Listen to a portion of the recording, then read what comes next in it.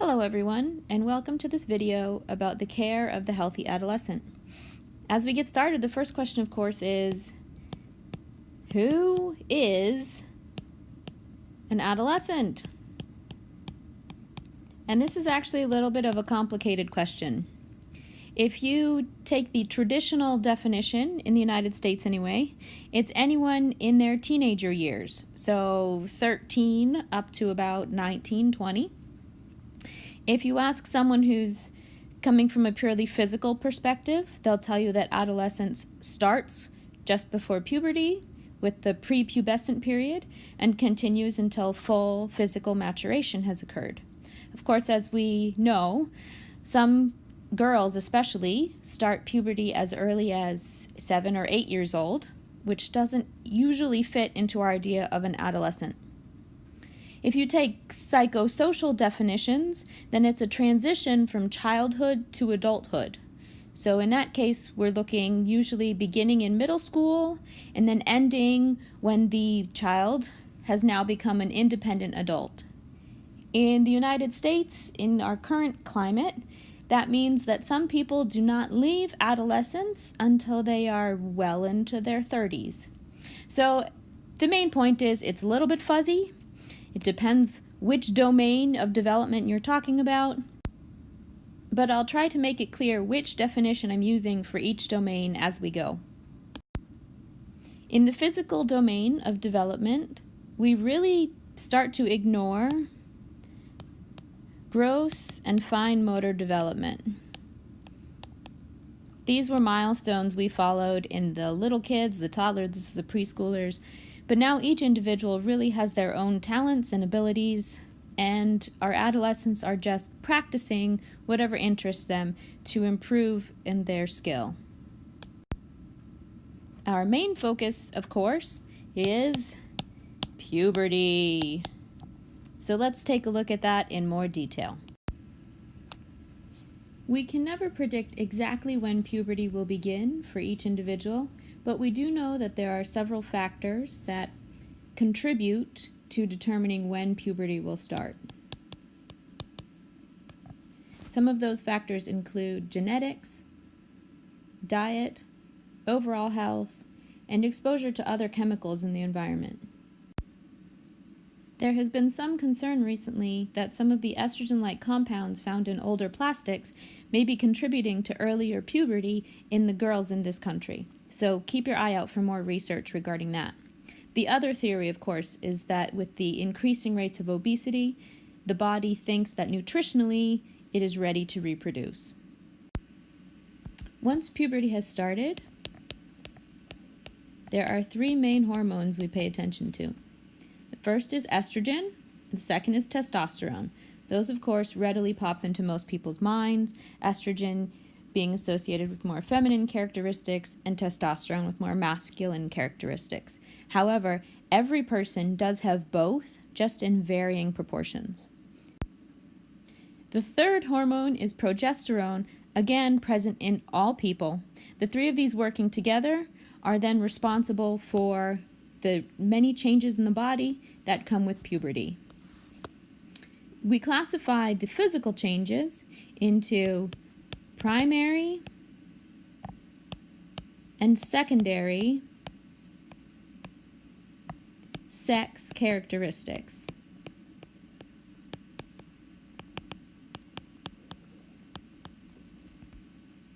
Primary sex characteristics are those that are directly related to reproduction. So this is things like the beginning of the menstrual period for a female or an enlarging penis and scrotum for a male. Secondary sex characteristics are those changes that do not directly relate to reproduction, such as underarm hair growth or voice changes. There's a common misconception that these hormonal changes also cause the crazy behavior we see in adolescents, but we'll discuss later that there are cognitive and psychosocial reasons for a lot of the risk-taking behaviors that we see. Of course, the final piece of puberty is the rapid growth that occurs before and during puberty. This does occur earlier in females than it does in males, but it does happen for everyone. These graphics help to demonstrate the general patterns of puberty. This top chart is our females, and the bottom chart is our males. So you can see for females, usually the first signs of puberty are budding breasts, those just small little growths in the breast area, and then growth of pubic hair. For males, the first noticeable changes tend to be growth of scrotum and testes, or maybe a change in voice. Now notice that for some of these, for example, change in voice, there is a long span of time where that change might happen. So it is individual. Every person will experience that change at a different time. And the length of time it takes for that change to occur can also differ. If we continue with the change in voice as an example, for some males, their voice changes quickly and seamlessly. For other males, there's this long period of embarrassing voice cracking that happens. For females, the same is true. Certain changes can happen quickly, others can take longer. It can be embarrassing for a female, especially if some of these changes happen quickly, as the female may perceive them as getting fat instead of just changing to an adult body shape. The important thing to remember with these graphics is that they are just a general representation and are not the exact experience of each person.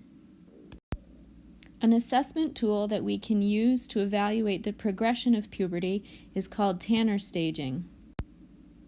This is a set of predictable changes that always occur in this order, starting with stage 1, pre-puberty, and ending with stage 5, adult maturity. Most patients do not experience full, formal Tanner staging, but it can be very useful in extreme situations. For example, if there's a 4-year-old female with bloody discharge from her vagina, the question is whether there's some kind of infection or abuse going on, or if this is in fact the onset of puberty. So if you complete a Tanner staging evaluation and the child is already at Tanner stage 3, then it may in fact be a normal beginning of puberty just much earlier than expected.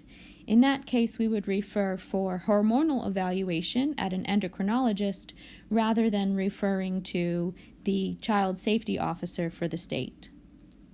On the opposite end, if you have a 16-year-old, 17-year-old girl who has not yet had her first period, we again complete the Tanner staging. If she's at a Tanner stage 5, but also happens to be an endurance athlete, then that may be what we call primary amenorrhea related to the athletic activities.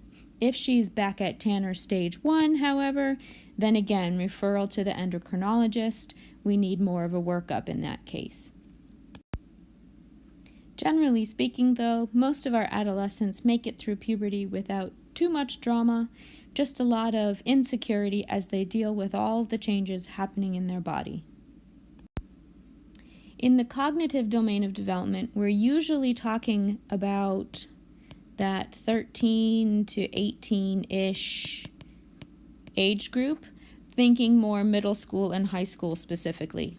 So in here, Piaget says that these kids have progressed to the formal operational stage. And with this stage comes the ability to think logically and about abstract topics. Essentially, in this stage, hypothetical thought is now possible. If you remember with school-age children, they failed in the task where there were the 2 rules. Rule number 1, if you hit a glass with a feather, the glass breaks. Rule number 2, Joey hit the glass with the feather. What happened? The school-age child says, nothing, that's not how it works.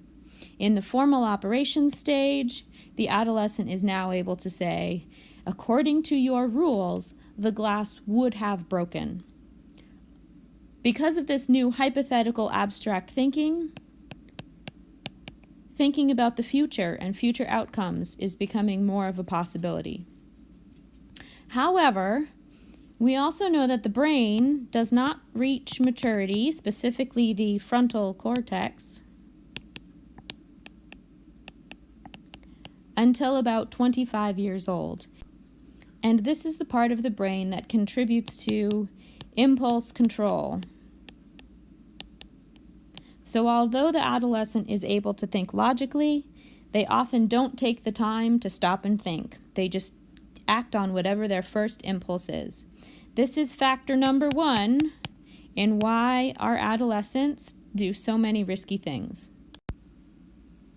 The second piece of cognitive development that we've been talking about for each age group is language development. Of course, at this stage, language development continues to be more based on formal education, taking English classes, writing essays, that sort of thing.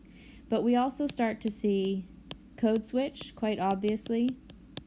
Code switch is when a person talks one way with one group of people and another way with another group of people. And it's quite normal. Everybody does it. Imagine, if you will, talking to your group of friends versus talking to a patient in a clinical experience. You might use a different tone of voice, you might use different vocabulary, different body language. So this is really becoming pronounced in this adolescent stage. In the psychosocial domain, the age range we're talking about is more based on activity rather than years. So it's from middle school to independence, whenever that might be. For a lot of people, that ends up being when they have their first real full-time job, whether it's straight out of high school or after college. And so we do end up with a lot of variation as to where this particular stage ends. For Erickson, he said the task of adolescence was identity versus role confusion. Essentially, a person needs to determine who they are, or for the rest of their life, they will be confused as to where they fit in with the rest of the world.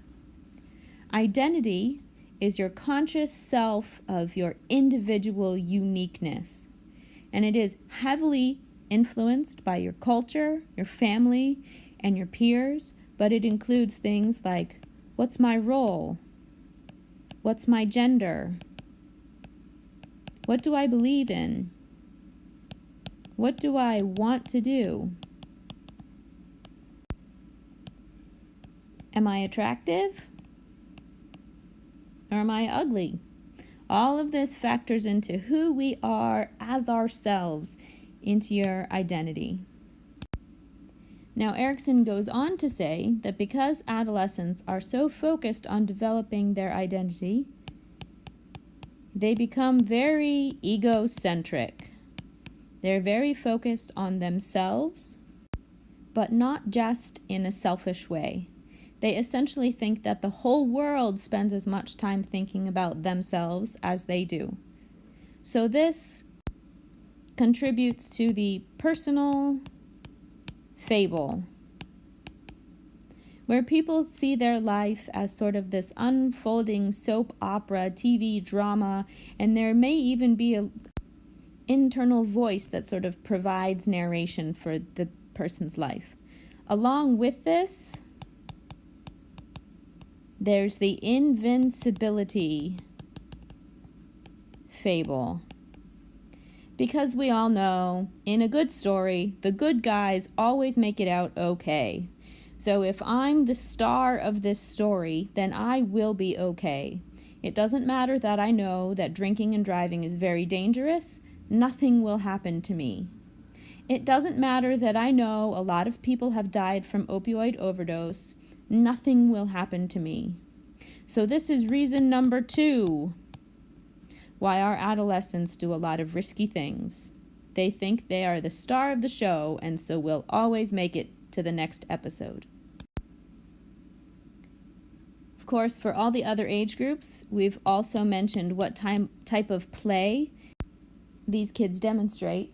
Our adolescents don't have their own special kind of play, but we do have to point out that peers become very important at this stage.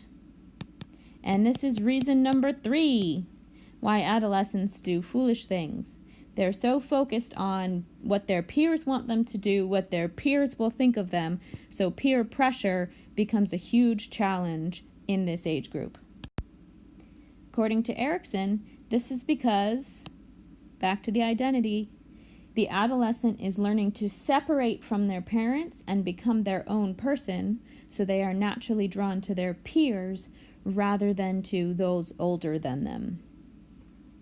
Finally, we have talked about the moral stages of development.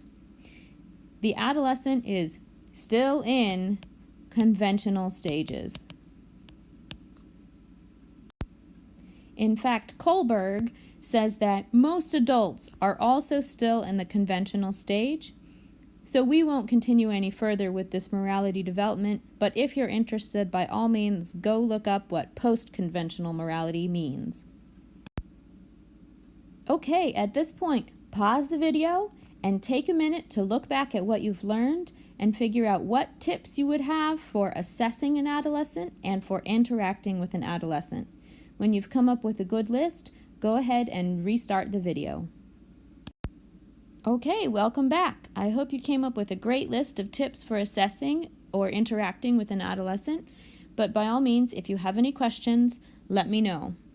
Let's move now to health promotion for our adolescent patients. Age group here is a little fuzzy. You'll see that some of the things we discuss are more physical, so we would use our physical age range, or if it's more psychosocial, use your psychosocial age range. So you just have to use your best judgment here.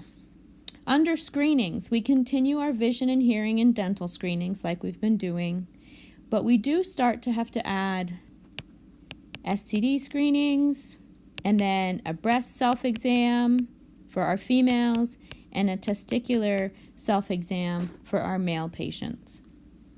The testicular self-exam is actually more important than the breast self-exam, but it is less well known. The breast self-exam has been widely popularized through breast cancer prevention efforts, but for our adolescent patients, there are so many natural changes happening in their breasts that if they do find anything different, it is very unlikely to be cancerous in this stage. For our adolescent males, however, a testicular self-exam is very valuable because there are very few changes that happen, and anything that might be found would be significant. If it's a tumor or if it's a swelling and infection, it all needs to be immediately referred to the doctor for further treatment and evaluation. Other important screenings include BMI and even possibly screening for type 2 diabetes and cholesterol. Unfortunately, with the rise of obesity rates in our teens, we're seeing more and more type 2 diabetes, more and more high cholesterol, and also higher rates of hypertension. So we don't want to forget about those, even though we consider a lot of those conditions to be adult conditions. Don't forget that you also want to check your patient's immunization records.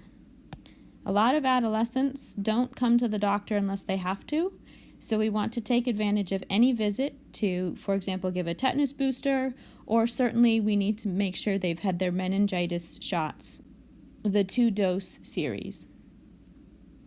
Okay, on the other side for education, first and foremost, we want to make sure they know what is happening in their body as they're going through puberty. Of course, ideally, we want to start this education early before puberty starts. So really, this should start in the school age group rather than just in the adolescence group. Along with that, we can provide education about safe sex and pregnancy and STD prevention. Although these two topics tend to be the center of a lot of controversy and are therefore well known, they are by no means the only pieces of important education for our adolescents. We also need to spend a fair amount of time talking about sleep and what we call sleep hygiene. This means things like Turning your cell phone off so your friends can't text you 30 times through the night so you can actually get some sleep. Going to bed at a reasonable hour. Getting up at approximately the same time every day. Our adolescents need a lot of sleep. If adolescents could get 12 plus hours of sleep every night, they would be very happy. Unfortunately, the way the school system is set up, that's really unrealistic for a lot of people. There has started to be some research into pushing the start of the school day later for adolescents, and we're seeing some promising results. So keep your eyes open for more about that. Continuing on, we want to talk about nutrition. Remember that at this point, adolescents are largely responsible for their own food choices. They spend a lot of time away from parents, at school, at friends' houses, just going out to restaurants with their buddies. So we need to make sure that they have the information they need to make good food choices. And of course, tied directly to that is exercise. We tend to see a lot of opposite ends of the spectrum for our adolescents. So on one end, we have those teens who are in organized sports through school or groups in the community and are quite active very regularly. And on the other end of the spectrum, we have those students who think they're no good at any kind of sports, and so they have rather sedentary lifestyles. What we need to do is encourage even those students on the sedentary end to find some kind of activity that they enjoy and get at least 150 minutes of active time during each week. For those students who are in the organized sports, we need to remind them to find something they like to do outside of that organized sport as well, because we know most students don't keep up with that organized sport through college, or certainly not beyond college, so we need to find some other healthy habits that they can build into adulthood. Finally, it's important to take at least a little bit of time to make sure adolescents have some basic understanding of healthy relationships and what those look like. Among friend groups and just within the peer group, we can check for any signs of bullying or that the student may be an outcast in their school. Or on the romantic side of things, many teens need some education regarding consent and rape and date rape and what that all means, because a lot of teens have a very skewed picture from things they've seen in movies, media, cartoons, etc. For example, I was presenting a rape prevention class at a high school in Massachusetts, and the students in the class unanimously agreed that if a person was unconscious because they had consumed too much alcohol, it was not rape to have sex with that person. They also believed that it was, quote, not allowed for someone to decide partway into a sexual encounter that they did not want to continue. Once you started, you had to finish. So as you can see, our adolescents need some help determining what's safe, what's acceptable, and how to say no, and how to respect someone else who says no. Just one other quick note about the relationships. Some teens or their parents get very concerned if they do not have a romantic relationship in high school, and we just need to remind them that that is quite okay. There is no reason that any teenager needs to have a romantic relationship. Okay, to wrap things up, let's cover injury prevention for our adolescent patients. This graphic shows you the cause of death for teenagers 12 to 19 years, and then breaks out the unintentional injuries so you can see greater detail there. So unintentional injury continues to be the leading cause of death for this age group, just like it was for most of our younger age groups. And if you break that down further, you can see that motor vehicle traffic accidents are the leading cause of death. This shouldn't surprise us too much, as teenagers are just learning to drive, and then they drive around with their friends, distracted driving, texting, loud music, goofing off with their friends. So one of the most important things we need to do is cover with adolescents safety tips for driving. States are also starting to change laws to try to increase that safety, whether it's increasing the age required for independent license or restricting the number of passengers that an adolescent driver can have in the car with them. Okay, after the motor vehicle traffic accidents, homicide and suicide cause a similar number of deaths every year. The homicide is unfortunately usually peer on peer, so we can address this with our adolescents by providing conflict resolution education, providing safe, supervised places for young people to hang out, and just generally trying to keep these kids occupied in safe ways. For suicide, an important piece of every health encounter should be a screening for suicide, as simple as, do you have any thoughts of hurting yourself today? Do you have any thoughts of hurting anyone else? Now, some people are afraid if they ask about suicide, they're going to plant the idea in their patient's head. And research has shown that that is not true. That doesn't happen. If someone is not contemplating suicide, you are not going to trigger them into it. And if somebody is contemplating suicide, your simple question can save a life. We, of course, also need to train teens and teachers and parents to recognize those signs of suicide in other adolescents. As we move on to other causes of death, I'd like to point out unintentional poisoning to you. This is usually either drugs or alcohol, although there are occasionally other things mixed in here. So, of course, we need to continue that education we started with the school age group about the risks of using drugs and alcohol and other ways that the teens can have fun or cope with problems safely. Finally, I would just like to point out one injury that does not often lead to death, thankfully, and that is head injuries. As we mentioned before, a lot of teens are involved in sports, so any sport that involves any contact puts you at risk for head injury. People think of football right away, but you also need to consider lacrosse, soccer, cheerleading, hockey, and the list goes on and on. Of course, even if you're not involved in sports, slipping on the ice can cause a head injury. Crashing your bike, skiing into a tree.